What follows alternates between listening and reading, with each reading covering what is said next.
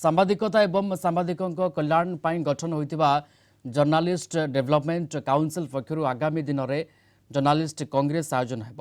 प्रथम सम्मेलन भुवनेश्वर में आयोजित हेब। संगठन कर्मकर्ता पक्षरु एने सूचना दी जाइछि। ए अवसर में सांबादिक मानक पय एक प्रतीकात्मक लोगो चयन होइछि।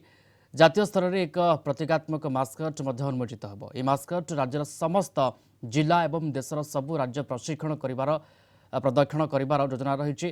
जर्नालिस्ट कांग्रेस रे देशरू प्राय 2000 रु अधिक सांबादिक एवं देश बाहर प्राय 100 रु अधिक सांबादिक जोगदेवे।